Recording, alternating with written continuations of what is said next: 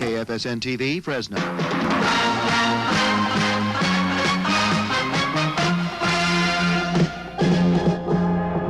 John, you're going to need this. Thanks. What do you think of this angle? I think people still tune to a great local newscast, which Channel 30 has always had. I remember walking into the newsroom thinking, oh my gosh, this is what it's really like.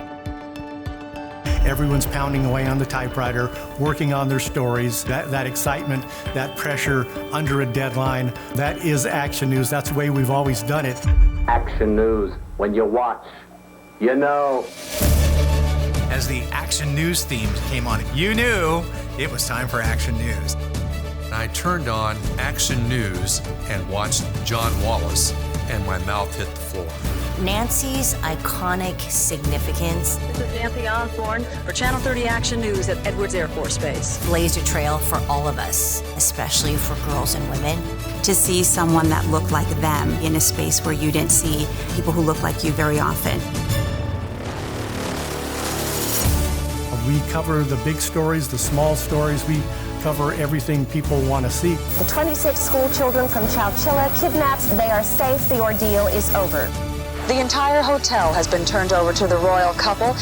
I love all those people. It's just such a wonderful place to work. There's a real camaraderie there. That is what draws people to ABC30. Long after I'm gone, this station will stay number one. And 70 more years after that.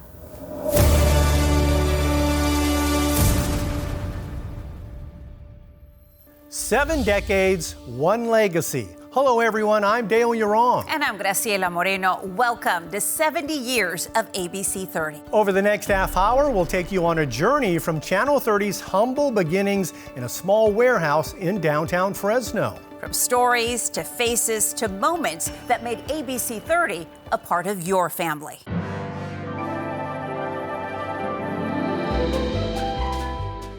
The date, May 10th, 1956. That is when the transmitter built in the foothills of Meadow Lakes first flipped the switch and broadcast the predecessor of ABC30, K-Free TV Channel 12. Channel 12 was a CBS affiliate, airing the classics like I Love Lucy, The Ed Sullivan Show, and Gunsmoke. It wasn't until February 1961 when Channel 30 changed the channel to something we all know, Channel 30. But Channel 30 wasn't always the powerhouse station that it's known as today. It was bleak in 1970 when I was hired. We didn't have much of a newsroom, not much of a staff. So we were the only station in town with black and white news film. We didn't have color film. Everybody else did. The building we were in was a warehouse for cheese. They put grids up for lights and stuff, but it wasn't made. It wasn't a television studio. I mean, it was not a good place. It was small and cramped on L Street. I mean, really small.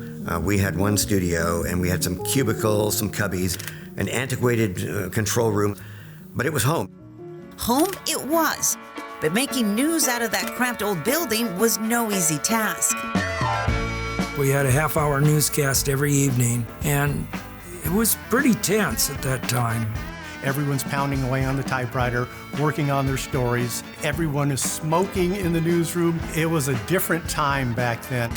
We shot with film cameras. They had to get back early to develop their film, edit it, cut it, and put it on reels. And so the newscast was composed of all the films that people that our photogs took, which we edited together in a giant reel for the newscast. And then in 1971, everything changed. Capital Cities Broadcasting purchased Channel 30, and I tell you, it was like a miracle. They began to purchase equipment. The newsroom was short-staffed. They hired more news people, more reporters. Capital Cities also gave Channel 30 something it had never had before, a brand new building. That was so exciting. We would go over there every day just to see the construction going on. It was so much bigger than what we were used to. It was all single story, number one. It was fresh, it was clean, it was big. The newsroom was gigantic, a wide open space. We had a couple of studios, brand new, technical setup. It was bigger than anything I think any of us ever thought it was going to be because we had been so cramped at 733L. And it was great. It was just wonderful. But it was as if we had been reborn. Reborn into a new format and a #1 newscast. Good evening, I'm Karen Humphrey. We had this format, Action News, more images, more visuals, more stories than anybody else has, and we really followed through on that. They had hoped to stop Reineke from getting the All of us were really young, so we didn't know what we didn't know. We didn't know what we couldn't do, so we did it. Within a year, I remember the day when Phil Buth walked up into our newsroom, and he said, I'll never forget this. Ladies and gentlemen, you have more audience than the other two stations combined. Congratulations. It had worked. And that was the first time Channel 30 was ever #1 in a newscast. But it was not the last time. You've been #1 ever since. But the format alone wasn't enough. The station needed faces people could trust. I'm John Wallace. We're grateful that Channel 30 has long... John Wallace was the leader of that newsroom back in those days. I cannot believe what that guy did. He was producer, he was anchorman, he was a reporter. He knew the news before he went on the air. John used to type out notes to every single reporter in the newsroom to encourage them and give them a note of how they could do better or whatever. I will never forget that about him. John Wallace, who I considered a mentor over the years, taught me a great deal about our job and about our work. When I was working for a competitor, one of the first things I ever did was, check out the competition. And I turned on Action News at 11 and watched John Wallace, and my mouth hit the floor. So I'm thinking, how are we going to compete against this? They were terrific. They were just the best. With the Queen's Party at Inspiration Point, I'm Nancy Osborne, Channel 30 Action News, Yosemite National Park. Nancy's iconic significance did not dawn on me until I pursued a career in journalism because she broke through ceilings and blazed a trail for all of us, especially for girls and women. And to be alongside Nancy and to consider her a colleague is something that I think any journalist would dream about. News singer Nancy Osborne, ABC30 Action News. I went in to get my paycheck as an announcer director on a Friday afternoon, and the program director, Lee Jason, said, Angelo, you're going to do the weather Monday for just 2 weeks. And I said, no, I don't believe I should do that because I had no meteorology background at that time. Well, 2 weeks turned into months. Then the station manager at the time, Walter Liss, who was just a genius of a man, looked at me down the hallway and he said, Angelo, do you want to keep doing the weather? And I said, yeah. And, long story short, 37 years as a weathercaster. Angelo's like one of my favorite people in the entire world forever. He is who he was on the air and off the air. Ange never got mad when things went wrong on the air. I forgot what I was going to say. Oh, geez, I had a good one too. Cooler temperatures and AccuWeather's weekend forecast on Action News tonight. That rubbed off on a lot of people. I know Angelo rubbed off on me because I thought, well, maybe I shouldn't be yelling like everybody else because Angelo doesn't do that. I am being so sincere when I tell you that there was always a smile on that man's face. He loved his job. He took it very seriously. Angelo learned by watching the weather patterns that came and went. He probably was the most adored person who's ever strapped on a TV microphone, and to call him a friend and be right there next to him each day was rather surreal because as a kid, I watched him on TV. Nancy, Angelo, John Wallace. The quality of people they hire at Channel 30 is first class. That's all I can say. Channel 30 was #1 as a CBS affiliate. But in 1985, they were about to make another big move, switching from CBS to ABC. It was exciting for us. It was probably very jarring to the viewers. But I remember the general manager at the time decided to make it into a huge celebration. On Monday, September 9th, the ABC television network joins Channel 30. This station's strong local commitment to you continues with Action News. And soon, popular shows like Good Morning America and Nightline. I didn't realize back then what a big deal it was I just thought it was really fun, and we were getting all these great ABC shows. And soon, popular shows like All My Children and Who's the Boss. That was big, but at the same time, it's still Action News. They know where to find us. Stand up and tell Fresno's great. From black and white film to joining the Walt Disney Company and a state-of-the-art studio, ABC30 continues to be the news leader Central California depends on for the past 70 years. And for the people who were there at the beginning, the pride has never gone away. I think people still tune to a great local newscast, which Channel 30 has always had. I love all those people. It's just such a wonderful place to work. That was one of the proudest moments I've ever had in my life, and I remain as proud of Channel 30 as I could possibly be, and I watch them every night, and they're just good.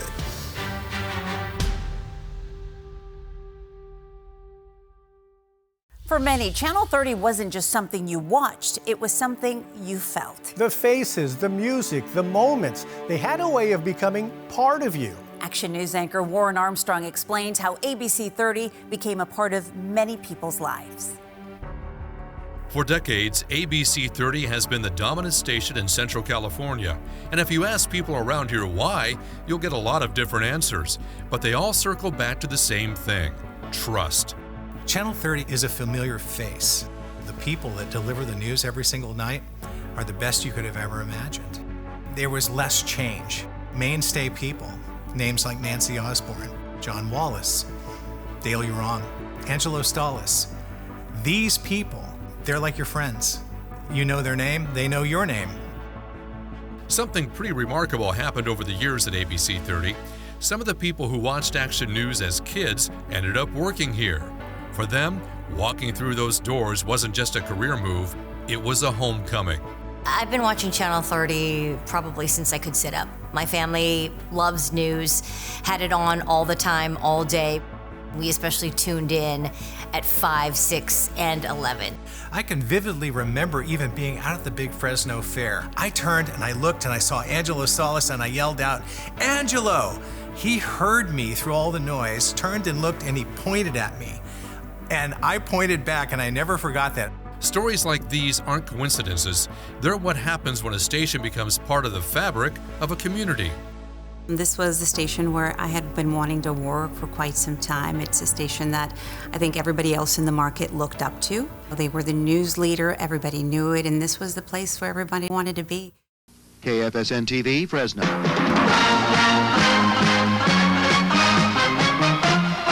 The news theme. It was pounding. Da da da da da da da da da da da. Dun dun. Bump bump bump bump ba-da-da-da-da. I mean, it signals something in your ear and says the news is on. It sets the stage for, wow, this is a fast-paced, hard-edged newscast. And here comes John Wallace. Boom. Here's what we got tonight. Best way I can describe that news theme is it was dramatic. You could not fall asleep with that news theme on the air. The theme was first produced for ABC30's sister station, Philadelphia's WPVI, the birthplace of Action News. And for everyone who heard it night after night, it became impossible to separate from the newscast itself. I loved the theme music that we had back there. Talk about iconic. That theme music is iconic. It's like ingrained in your mind, the jingle. And it was iconic. How could you not get kind of motivated hearing that music? The old Action News theme is actually my ringtone on my phone in the newsroom because I just love it so much. The music got people to tune in, but the promos, those made people fall in love. You've got the spirit. Iconic news promos from the 70s and 80s put the anchors front and center, not as newsreaders, but as real people. One year we sent the entire team to Philadelphia to shoot some promos, but my absolute favorite promo was the one where they got Angelo to sing in the shower. On a clear day, raindrops keep falling on my head. I don't know how they did that, but you said, yeah, I'll do that. And, people talked about that for days, months, years. To this day, they remember that spot. When they first showed me the script for the singing promo, I thought, wait, I can't do this. I cannot sing. I can't do this. No. And then they said, you're going. The sun'll come out tomorrow. Bet your bottom dollar that tomorrow. Here comes the sun. 4 or 5 of us were flown back to Philadelphia. It was 75 takes in the studio. I'm glad I didn't ask for the 5-day forecast. They ran those promos really so many times that you couldn't miss it. I love the camaraderie that I got with people out on the street where they would comment on those promos. AccuWeather forecast. It wasn't just Angelo. The promos showed the whole team as people you'd actually want to hang out with. So we all set? Yeah. I get the blue script and you get the pink. It has to be with Nancy and John Wallace. They were the king and queen of TV news here. To see them interact with each other on those promos that gave us a little behind the scenes and a little glimpse into their real personalities off the air was a treat. I loved those especially. It's good to come home to. Keep on coming home, keep on. Looking back, those promos did something no amount of news coverage could do on its own. They made ABC30 feel like family. And when something feels like family, you keep coming home to it. Coming home, keep on coming home to Action News.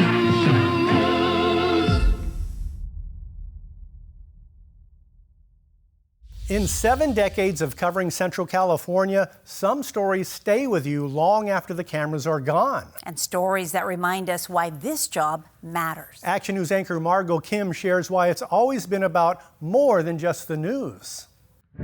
It was the summer of 1976. 26 school children and their bus driver boarded a bus in Chowchilla, then vanished. Former Action News anchor and reporter Dennis Hart was asleep when the call came in. He said, kids have been kidnapped from Chowchilla. And I said, kidnapped? Well, how many? 26.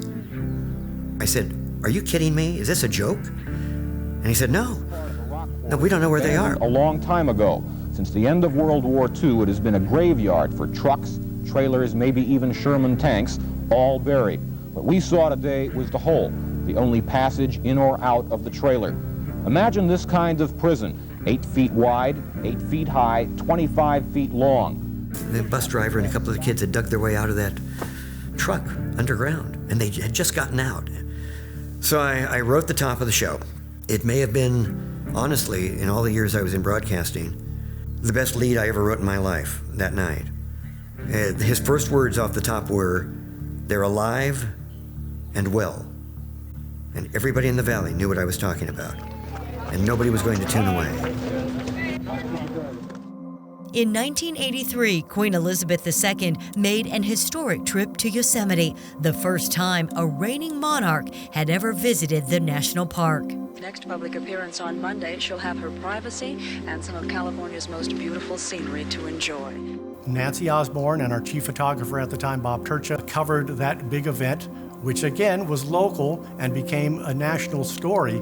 I remember Bob Turcha saying, I went down this trail to get some video of the area and some beauty shots of Yosemite. Here comes Queen Elizabeth down the trail by luck and, just ran into him. With the Queen's Party at Inspiration Point, I'm Nancy Osborne, Channel 30 Action News, Yosemite National Park. Only a few months later, Coalinga was hit with a 6.2 magnitude earthquake. Former Action News anchor and reporter Liz Harrison was one of the first on the scene. First of all, being an East Coast girl, I had never experienced an earthquake before. I hadn't even been at the station for a year. I was still kind of green. Who do they decide to send? Me. Most of the residents stuck close to home, sleeping inside cars or trailers. When we got there and saw the damage, it just hit me in the face. I had no idea what I was walking into. Everybody was in shock. The terrible rumbling had passed. Wood, bricks, and other pieces of debris lay strewn about the streets. Sirens sounding, smoke rising, and hundreds of men, women, and children homeless. I remember one of our reporters, Kevin Cox, out there doing a live shot in Coalinga.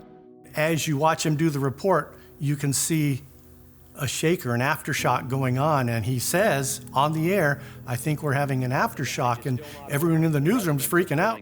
The ground is shaking real bad. again. Yeah, we have another trembler.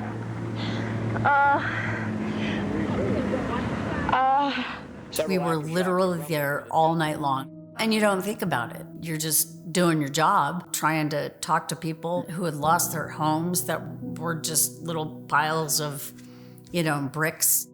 In 1999, 13 farm workers were tragically killed in a van crash on their way to the fields near 5 Points. The valley mourned, then something remarkable happened.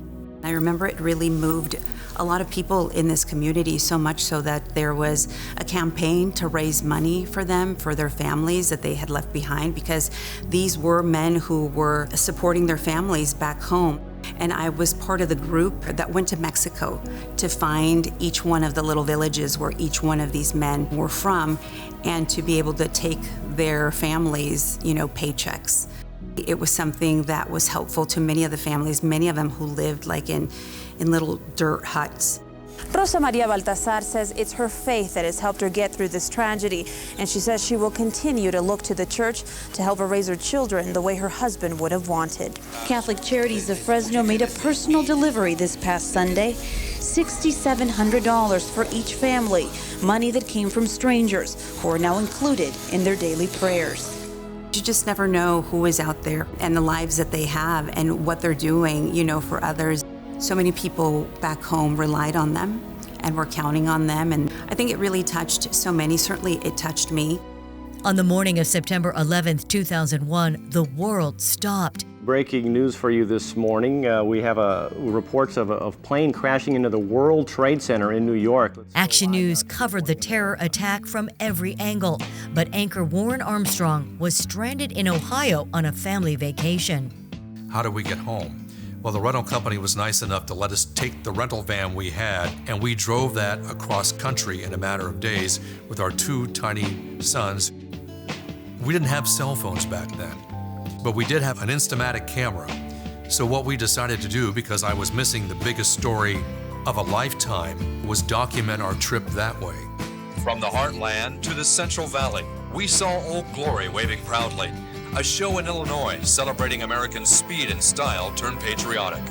The high desert in Arizona included shades of red, white, and blue. And campers in Ohio and Tulare also packed the stars and stripes. We talked to people and we tried to get a sense of what was happening across the country to explain that to our viewers here at ABC30, as well as also document where was I during this huge story. So we came back, put together a story using the pictures I took, explaining what we saw. And what we saw during that trip was an amazing sense of unity across the country. American spirit was still really strong. Then came the Creek Fire, Labor Day weekend 2020, the middle of a pandemic, one of the largest single wildfires in California history. I don't think I've ever seen anything as frightening as the Creek Fire. That huge smoke cloud that was hanging over the Sierra.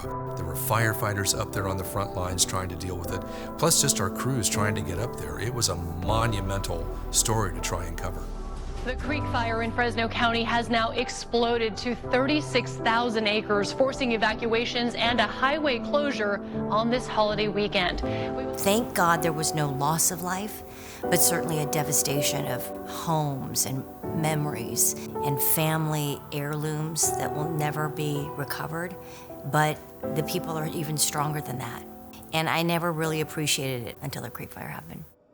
Story after story, decade after decade, the common thread has always been the same, showing up for this community no matter what. It is so important to reach out to people in our communities because they trust us to tell their story. Sometimes they feel their voices are not heard, so we are a voice for them, no matter how small. Everybody's voice is equal. The folks who share this set with me are incredible communicators, great storytellers, and also incredible journalists.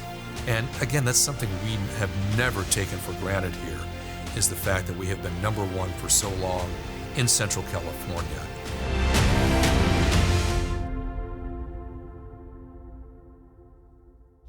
The way you watch the news today looks nothing like it did when Channel 30 first signed on in 1956. But the mission that drives every single person here at ABC 30 these past 70 years has never changed. Life is full of stories. Every day when I come to work, I know I get to tell someone's story. When I come in the morning, it's a lot of unknown as what's going to happen for the day, but it's also a lot of excitement that can come with that too. It's not the same. You jump into something new every day, you step into something new. What could we cover today, you know? Whose story could we put out there? Who really needs it? Sometimes they're good, sometimes they're bad, but I get to tell someone's story. That's what coming to work every day at ABC 30 is. You feel like your contributions directly impact everybody else's work. And it's because the passion that we all have for what we do. Giving people the opportunity to tell their stories, to inspire others or to motivate others to take action, and also to keep leaders accountable. At the end of the day, journalism is still journalism. Our mission is to go out there to answer the questions that our community needs answers to. The fact that so many people trust ABC 30 is really just a testament to how much work goes on behind the scenes that our viewers may not always realize. We're always going to want to know what's going on up our street, what's going on down at City Hall. We need to keep focused on that local information and getting that out to our communities. I think that's so important. It is the greatest sense of pride knowing that you're part of that. The fact that they watch our station and watch our newscast and then ask questions and want to know more, that's the best part about it. People come to us and they depend on us.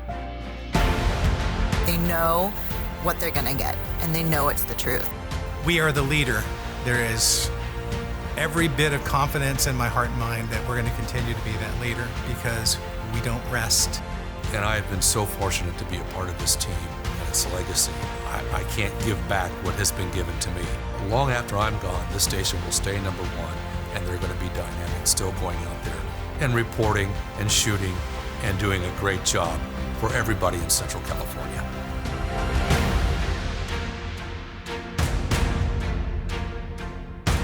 "70 years is a legacy. That doesn't happen by accident. It happens through dedication to the community, first and foremost. People will come and go.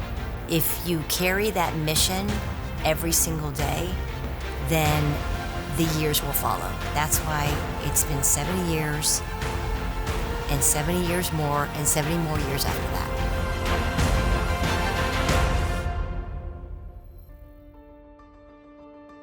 Seven decades, and we're just getting started. From all of us at ABC 30, past and present, thank you for watching us, for trusting us. And for making Central California a place we are proud to call home. We'll see you on Action News.